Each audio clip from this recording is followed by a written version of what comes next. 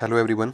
जैसा कि आप सुन रहे होंगे 15 अक्टूबर को ऑलमोस्ट सभी न्यूज़ चैनलों ने ये न्यूज़ कवर की है कि गवर्नमेंट प्लान कर रही है कि नेक्स्ट फाइनेंशियल ईयर में जो बैंक आपके पहले जो स्मॉलर बैंक्स हैं और जिनमें मैक्सिमम वो बैंक हैं जो मर्ज नहीं हुए थे 2019 में, तो उन बैंकों को बड़े बैंकों के साथ मर्ज करने का प्लान कर रही है। और गवर्नमेंट का वो है कि इसके ऊपर में जो ये मर्जर का जो ड्राइव है वो आपकी फाइनेंशियल ईयर 27 यानी कि जो आपका मार्च 26 के बाद जो फाइनेंशियल ईयर स्टार्ट होगा, उस फाइनेंशियल ईयर में सब कुछ ये कंप्लीट कर दिया जाएगा। तो इस न्यूज़ में हम वही पढ़ेंगे कि अभी तक की इस मर्जर के ऊपर क्या क्या अपडेट्स हुई हैं। ये न्यूज़ें आपकी खासकर पिछले 2 महीनों से आ रही हैं। जब से आपका लास्ट मंथ एक पीएसबी मंथन के नाम से गवर्नमेंट की मीटिंग हुई थी सभी बैंकिंग जो सरकारी बैंक हैं उनके ऑफिशियल के साथ। तो उस मीटिंग में ऐसा तय हुआ था कि 2047 तक दो बड़े बैंक तैयार करने हैं। लेकिन उस मीटिंग में ऐसा नहीं कहा गया है कि हमें दो ही बैंक सरकारी रखने हैं। और क्योंकि हमारा देश इतना बड़ा है तो दो बैंकों से काम चलने भी नहीं वाला। तो गवर्नमेंट का जो प्लान है कि दो बैंक तो उन्होंने बड़े तैयार करने हैं जो जिनकी रैंक थोड़ा अच्छी आए और जो बड़े इंफ्रास्ट्रक्चर को फंड कर सकें आसानी से। लेकिन इसका मतलब ये नहीं है कि आपके अभी 12 बैंक है तो 12 में से 10 बैंक जो हैं वो ख़त्म हो जाएंगे। जहाँ तक स्टैंडर्ड जो सिनेरियो रहेगा उसमें ये रहेगा कि आपके 4 से 5 अगर बैंक रहते हैं तो वो आपके काफ़ी सही रहेगा। तो अगर बात करें, ये आपके बैंक 19 में मर्ज हो गए थे और ये आपके जो हैं ये आपके बैंक जो है उस टाइम पे मर्ज नहीं हुए हैं। तो ऑलमोस्ट जो भी न्यूज़ आ रही हैं, तो ये जो आपके 6 बैंक हैं, bank of India, central bank of India, Indian overseas bank, UCO bank, bank of Maharashtra और पंजाब सिंध बैंक, काफ़ी चांसेस हैं कि इन बैंक्स का मर्जर तो आपका ऑलमोस्ट निश्चित ही है। और इसके अलावा आपका ये जो इंडियन बैंक है जिसमें 2019 में इलाहाबाद बैंक आया था, तो चांसेस हैं क्योंकि ये बैंक भी ऑलमोस्ट बड़े बैंकों में काउंट नहीं होते हैं। ये बैंक स्मॉल से लेके मीडियम साइज़ के बैंक हैं। तो काफ़ी चांसेस हैं कि इन ये जो आपके 6 बैंक ये हो गए और सातवां बैंक आपका इंडियन बैंक, तो चांसेस हैं कि ये बैंक ऑलमोस्ट मर्ज हो जाएंगे या इनको आपस में मर्ज करके कोई बड़ा बैंक तैयार किया जाएगा।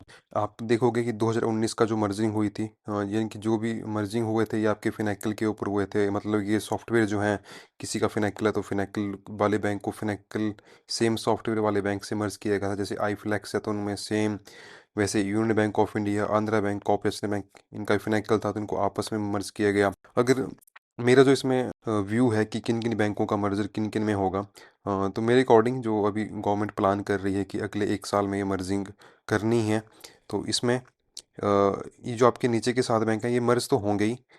तो और इनमें भी आपके काफ़ी ज़्यादा चांसेस हैं कि आपका UCO bank, Punjab and Sind bank और इंडियन ओवरसीज़ बैंक और बैंक ऑफ इंडिया, चांसेस हैं कि इन 4 बैंकों को मिला के आपका एक बैंक बनाया जाए जिसमें आपका बीओआई आएगा, इंडियन ओवरसीज़ आएगा, यूको और पंजाब एंड सिंध बैंक आएगा। और मर्ज करने के बाद इनका साइज़ काफ़ी बड़ा हो जाएगा। और इसके अलावा आपके जो बचे सेंट्रल बैंक ऑफ इंडिया और बैंक ऑफ महाराष्ट्र, तो इनका जो चांसेस है मर्जिंग होने के कि एसबीआई के साथ ये दो बैंक आपके मर्ज हो सकते हैं। दूसरा जो आपका ग्रुप बन रहा है SBI plus central bank of India और बैंक ऑफ महाराष्ट्र का। और बाकी जो बैंक हैं इनका मर्जिंग शायद बाद में हो, कुछ सालों के बाद हो, 4 साल बाद या 5 साल बाद। क्योंकि हम सभी बैंकों का मर्जिंग जो प्रोसेस है वो एक साथ इकट्ठा स्टार्ट नहीं कर सकते हैं। क्योंकि जब भी मर्जिंग होती है तो बैंक के काफ़ी डे टू डे जो ऑपरेशन है वो काफ़ी हैम्पर होते हैं।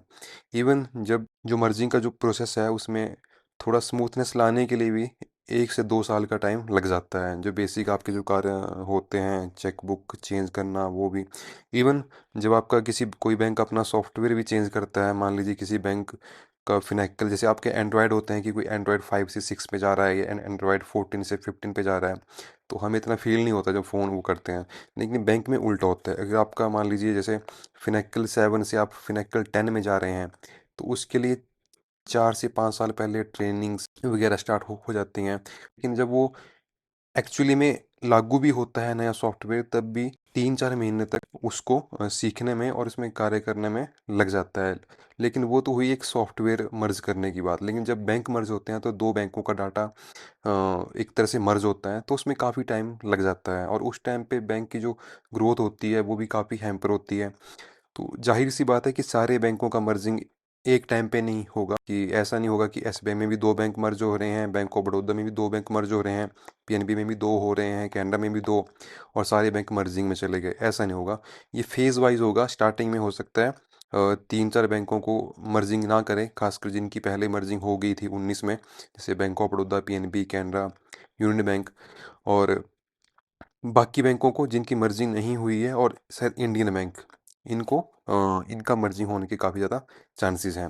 तो ये जो मैंने आपको 2 बना के दिए हैं यहाँ पे, जिनके चांसेस हैं, एक bank of India, IOB, UCO bank, और साथ में पंजाब एंड सिंध बैंक, इनका एक ग्रुप में शामिल होने की संभावना है। और दूसरा आपका एसबीआई, सेंट्रल बैंक और बैंक ऑफ महाराष्ट्र। ये आज की वीडियो में इतना ही।